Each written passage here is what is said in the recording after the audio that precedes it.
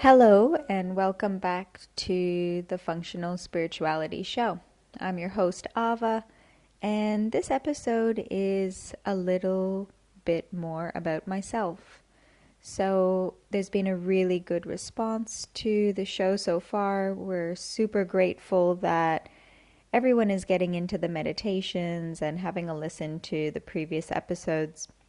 But I've received a fair bit of feedback, especially from the first episode, that it was a little bit surface level and it's actually brought up more questions than offered any answers. And there are a lot of questions that have come through about myself, Ava, what my journey has been, and how I've gotten to the place that where I'm at. And after you've listen to my story about getting onto the spiritual path, learning about what my motivations are.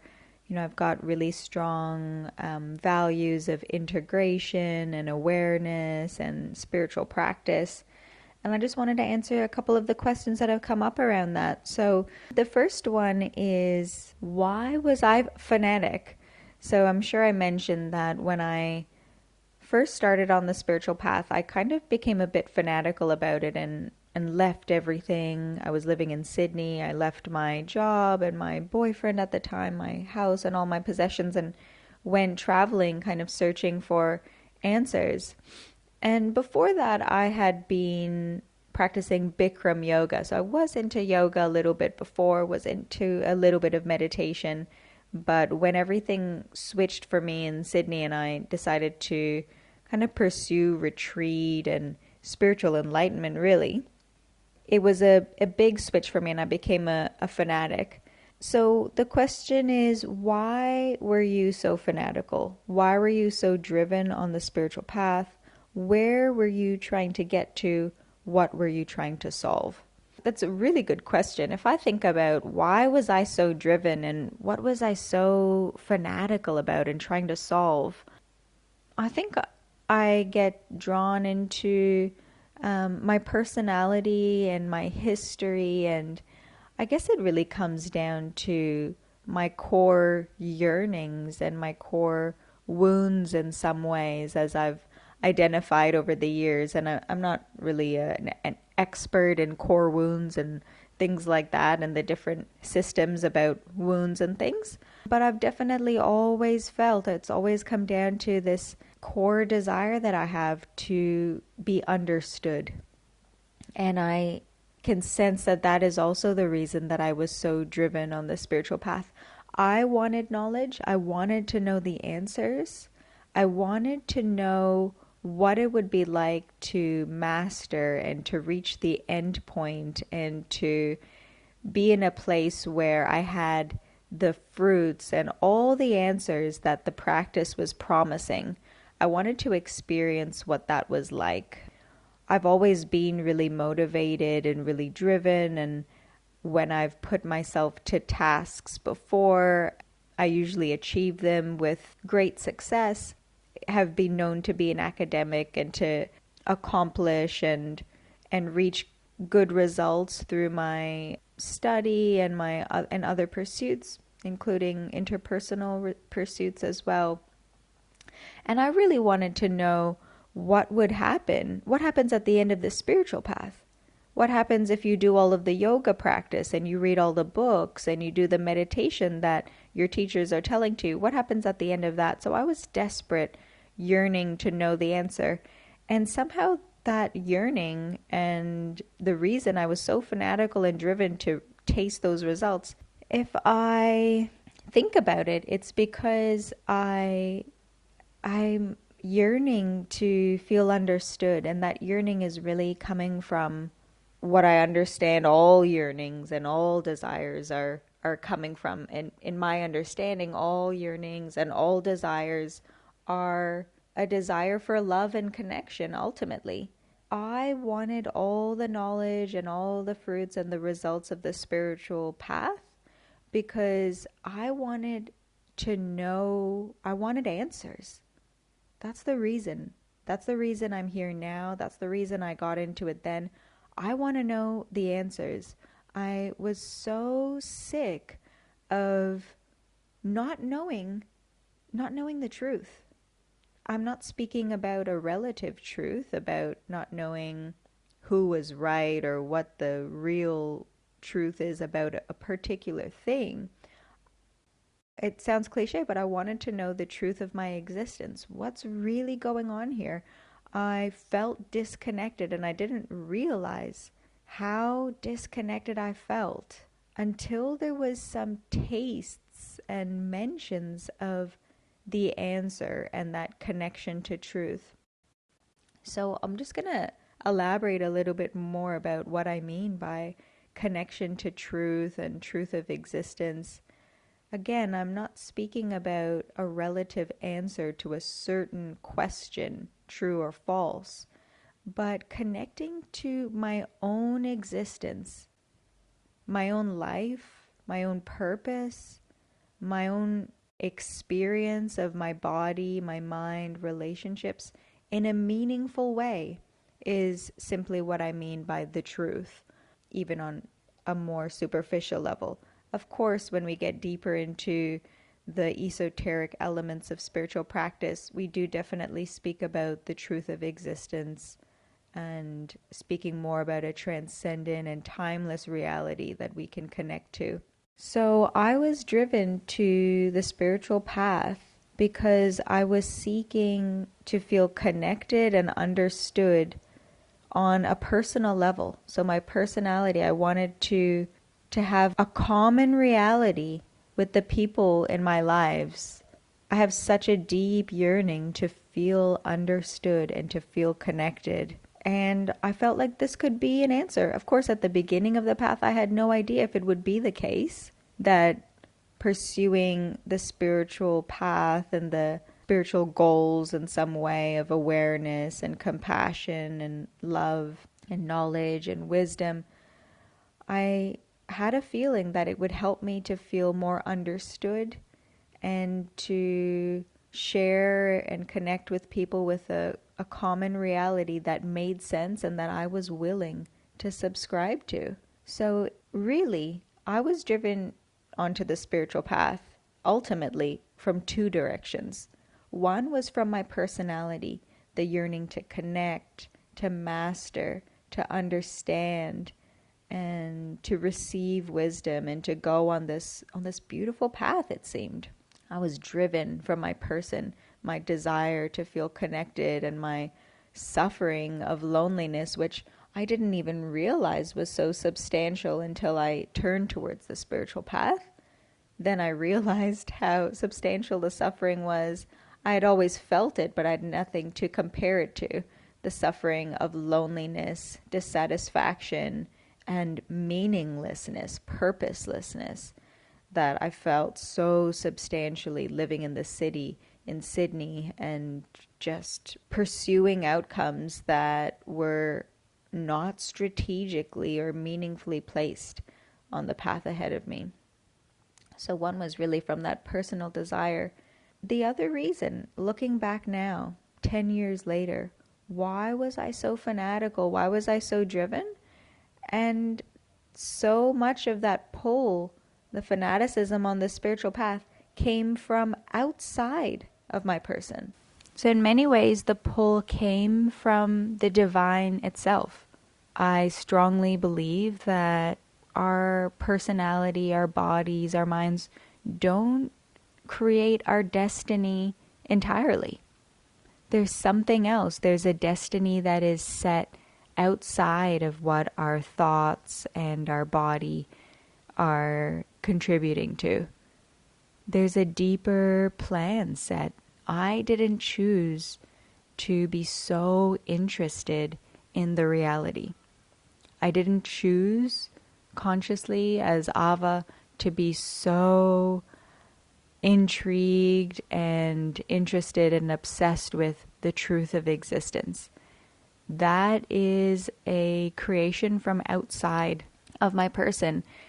In Kashmiri Shaivism, there is this understanding that the spiritual path is conducted from both sides, from the individual. So my efforts, my desires, my suffering, my yearning, my longing, all of those personal qualities that come from the individual, they push me and propel me and drive me down the spiritual path. But there's also an attraction and a magnetism from the end point, from the universality, from the transcendent, from the source that pulls me down the spiritual path as well and draws me deeper into it. And another question that came was, why practice? Why have a functional practice? Why do you want to change the way you show up in your daily life? So again, these questions are about, why have I been so drawn to not just do spiritual practice, but what is this obsession now with a functional practice? And of course, practice is important. Practice makes perfect. If you apply yourself, I mean, it's the only way to try to get the end goal is to give it a go. And I'm not one for wasting time. I've got the drive, I've got the interest, and I've got the sharpness to really go for something and to see if it is really worth it, if it's something that I want to pursue. But the functional element is definitely huge, and what I would say is really unique to my approach and really, really missing in the yoga landscapes that are sweeping the globe at the moment. A functional practice is one that is really questioning and refining the motivations for practice.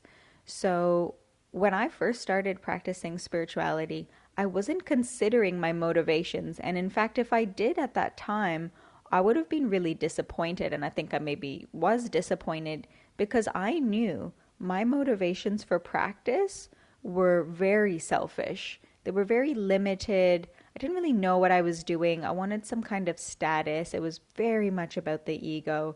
So at that time, my motivations for practice were very limited and maybe a bit more superficial. They lack the depth and the volume and a deeper kind of character. Now my motivations for practice are very, very different, and they are a product of the spiritual path that I've taken so far and the different systems that I've been a part of.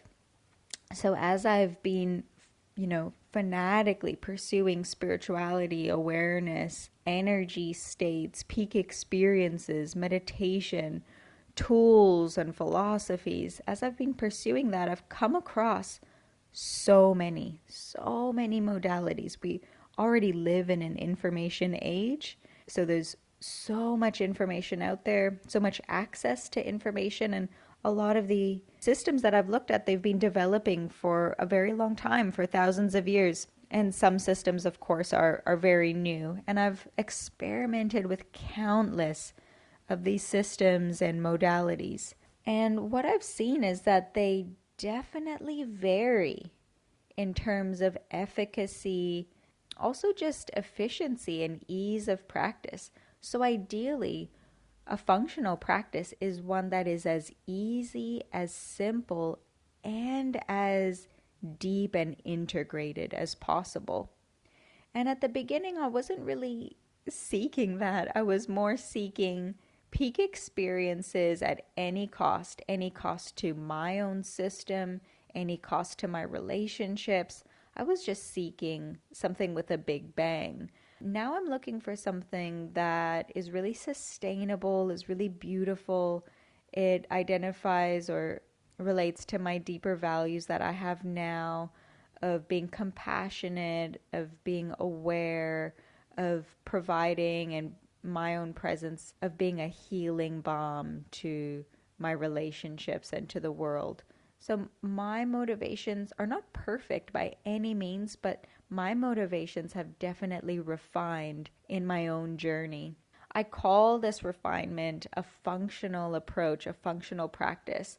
So one that isn't just about getting as quick and as strong of an effect, but of getting really specific results that I'm super clear about and that I've consciously placed the practices, have evaluated the practices, and seen if these practices are really going to give me this result that I really know I want. So before, I was seeking results strongly without even evaluating if those are the results that I want. And it's taken a lot of time for me personally, I mean, I started this whole journey when I was 19. So I'm 31 now, and it's taken me a lot of experience and years to get to the level of maturity that I have here in my own journey and in my own practice. So for me, a functional practice is going to change the way that I function in my daily life. And this aligns with one of my strongest values, which is integration. Another way of saying it is that I have a value of having a really grounded practice. It's not just spiritual up in my head and in the philosophy, and also maybe in even the peak states and experiences of pure awareness and this identification that I am pure consciousness, I am formless. All of those are amazing, amazing, valuable, and constructive parts of the practice, but very much in spirituality, that's a disproportionate focus, and the grounding and the integration and how that changes the way we show up in our daily life isn't spoken to enough or at all. So my value is really about having that depth, which again, a lot of spiritual practices don't even have that end. They don't even have that depth of formless realization of I am. And what I'm really interested in is integrating a practice that goes super deep into that formless realization and also super grounded into how to show up in the daily life and how that interacts with that formless realization. And I'll give you a clue to all of this by answering the last question that came about the first podcast, the one that one of my students, who's also in very much way an inspiration and a business mentor to me, an amazing woman, so she knows who she is and is listening. The last question she asked is, what has all of this granted you? So in a really grounded way, what has the practice and all this fanatical seeking and passion for functionality, what has this granted me? What has my practice granted me? And I've got 3 things that bubbled up for me right away. The first one is the complete conscious elimination of the fear of death. And this has been through a lot of factors. Definitely the Art of Dying workshop is a beautiful experience and one that I've partaken in a few times that has helped in many ways. But the fear of death being eliminated has really come from the second biggest gift that the path has granted me, which is an understanding of my identity. So going so deep into meditation so continuously, having my spiritual practice being focused around a deep heart tantric meditation has shown me what I really am in ways that are self-evident, and they have restructured who I believe myself to be. And so this deep change in my understanding of my own identity has contributed to the loss of the fear of death.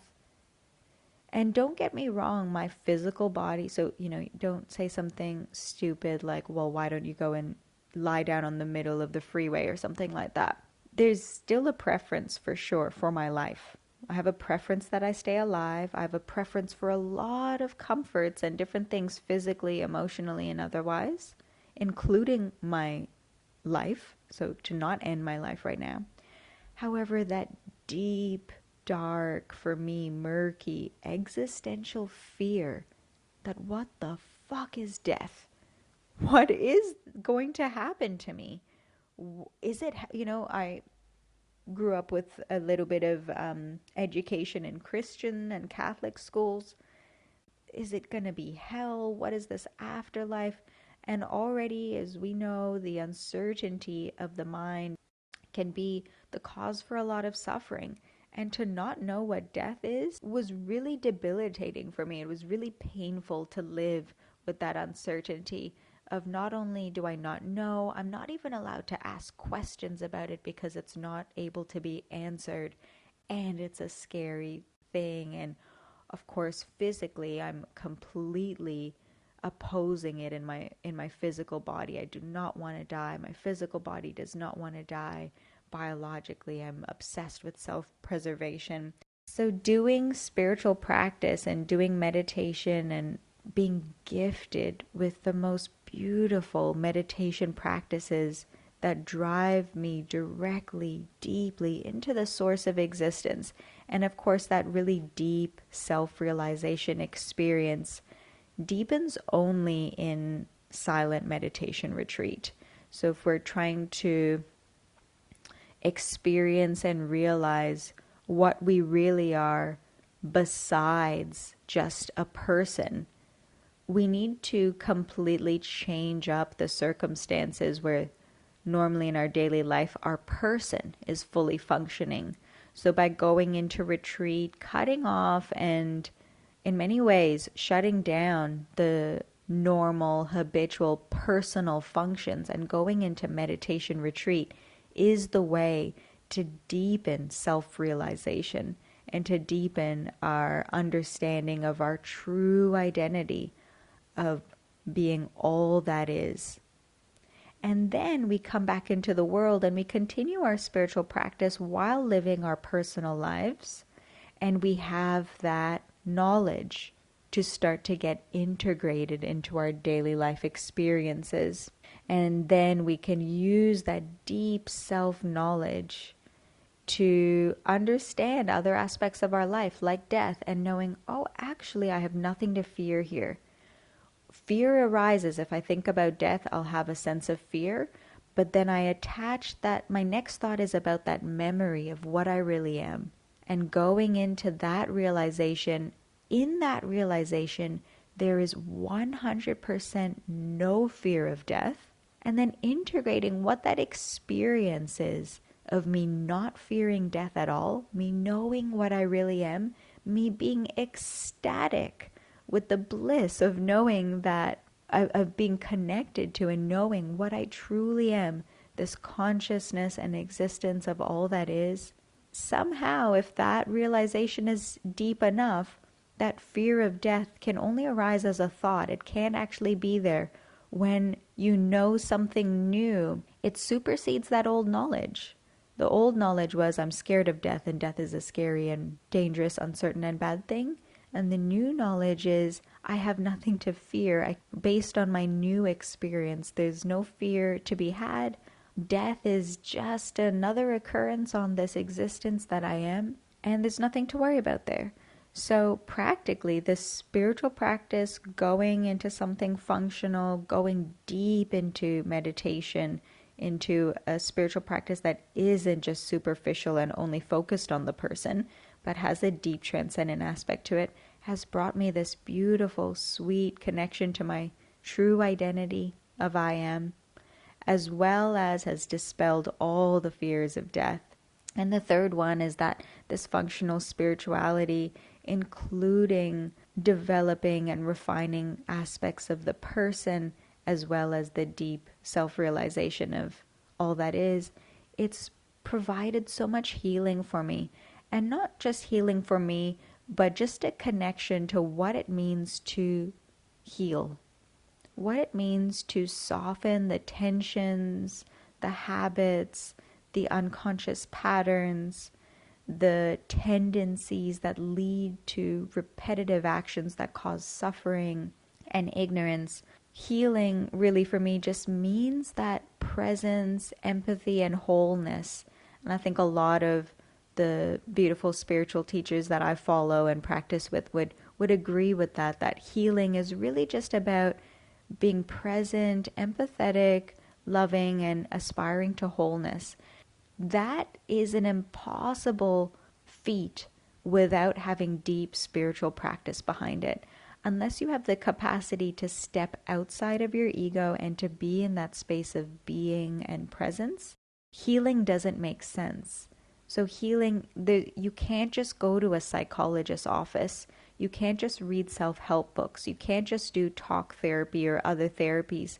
There needs to be a connection to the spiritual practice. And that's just words I'm using, spiritual practice. What I mean by that is there needs to be a connection to a deeper level of being, something that supersedes the level at which the problem is appearing on, which is the ego. I believe it was Einstein that said that really nice quote that most of us would have heard, that you can't solve a problem on the level on which the problem was caused, or on the level that on which the problem exists. So if the problems, the wounds, the things that need to be healed, the pain, the habits, if the problem exists on the level of the ego, we can't solve it from the level of the ego. We need to have some access and some connection to the deep peace that's inside, because that's not the level of the ego. The level of the ego is on the surface of our being, in our skin and our senses and in our forehead and in the thoughts on the surface. But on the deeper levels of our being, it's a different level in the heart space. The ego doesn't live in the heart space. And for those of you who are not familiar with the type of practice we do, when we speak about the heart space and the meditation that I teach, it's not talking about the heart like the emotions the person has, but the heart space as the core of your being, the essence core, far beyond the person, far beyond thoughts or feelings, but that center of the wheel, that hub of the wheel, the stillness inside that is at the center of the whole experience. Even the feelings, whether you feel them in the body or you feel them in the heart, the feelings are still on the outside in the hurricane, and the eye of the storm, right in the middle, in the heart of hearts, the core of your being is stillness. And having a connection on a different level of the ego is what makes the healing practice efficient, beautiful, relevant, integrated.